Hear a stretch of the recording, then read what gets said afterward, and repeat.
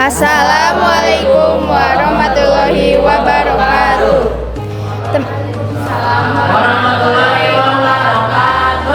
Teman-teman sekalian, perkenalkan kami dari kelompok 5 akan membawakan kisah dari salah satu wali songo yang paling dikenal, yaitu Sunan Kalijaga.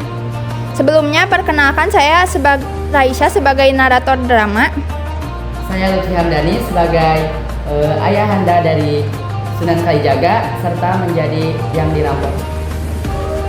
Saya Naila Zulfa menjadi orang yang dirampok. Saya Adinka sebagai ibu dari Sunan Kalijaga. Saya Pasar sebagai Sunan Bonang. Saya sebagai Sunan Kalijaga. Kisah ini mengangkat perjalanan dari seorang bangsawan bernama Raden Syahid yang tumbuh dalam kemewahan namun hatinya gelisah melihat ketidakadilan. Hingga akhirnya ia menemukan jalan hidupnya, meninggalkan segala kehormatan dunia demi menyebarkan cahaya Islam. Inilah kisah perjuangan Sunan Kalijaga, seorang wali yang menggunakan kebijaksanaan dan seni dalam berdakwah. Langsung saja kita mulai ceritanya.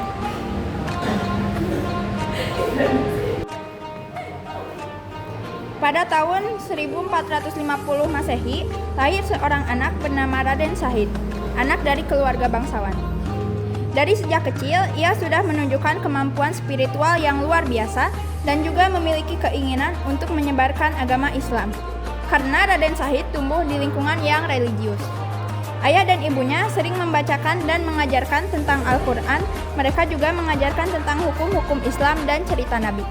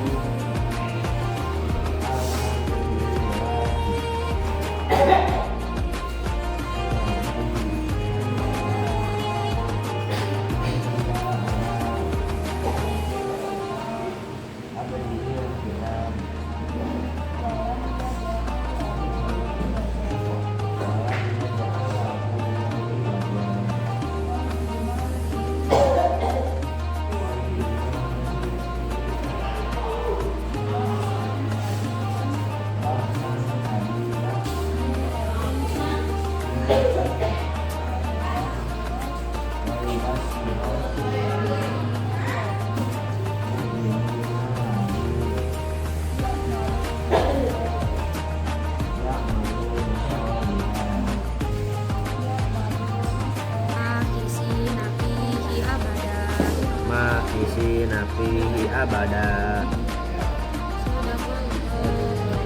Sadaqallahu al-azim.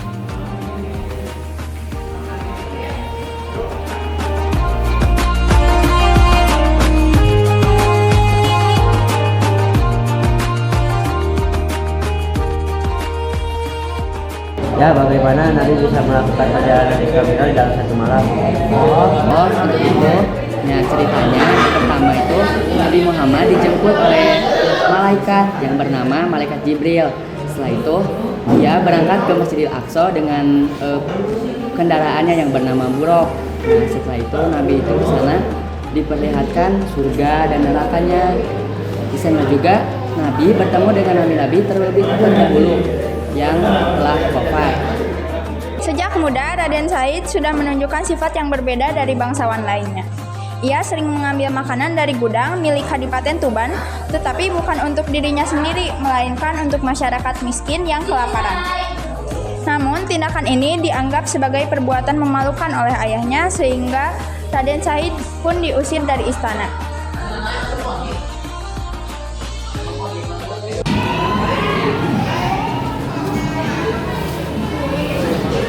Hei, mau kemana tuan? Malam-malam bawa tas ini banyak. Jangan tuan. Jangan tuan, kami cuma pedagang biasa. Saya cuma minta sedikit untuk yang lebih membutuhkan. Jangan semuanya, Tuan. Sudah nih sebagian.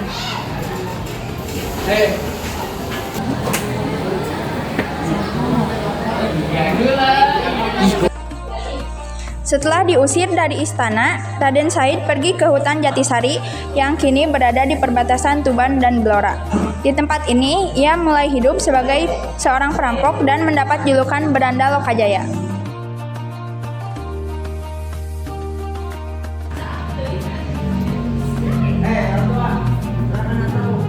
Apa kamu yakin ingin merampokku? Ya, aku butuh emas. Baiklah, lihat sini.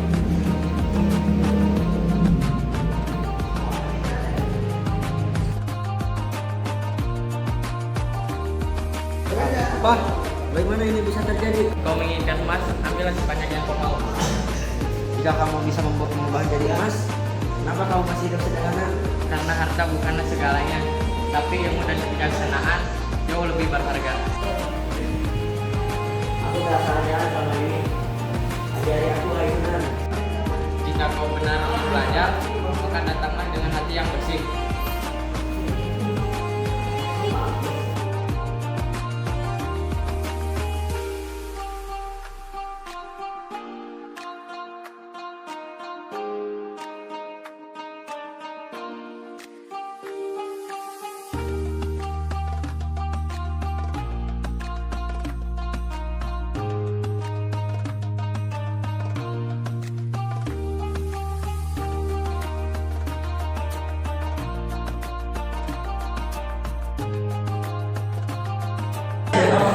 Ia menghabiskan masa mudanya dengan berguru kepada Sunan Bonang. Suatu hari, Sunan Kalijaga meminta izin kepada Sunan Bonang untuk menunaikan ibadah haji. Dalam perjalanannya, ia bertemu dengan Maulana Maghribi yang menyarankan agar Raden Said menunda ibadah hajinya dan menyuruh pergi ke Pulau Jawa. Ia berpikir Pulau Jawa membutuhkan pencerahan Islam dan Raden Said pun menerima petuah itu. Setibanya di Pulau Jawa, Raden memulai dakwahnya di desa Kalijaga, Cirebon. Disinilah ia mulai dikenal dengan nama Sunan Kalijaga.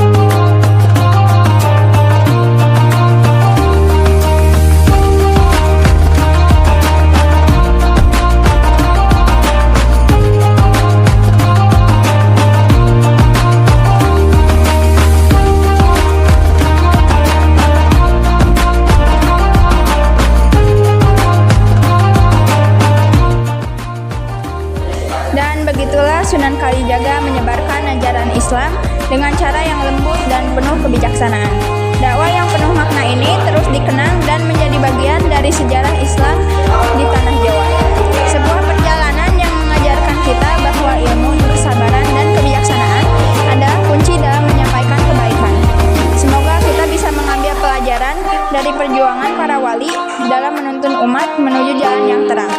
Sekian kisah hari ini, mohon maaf apabila ada kesalahan. Terima kasih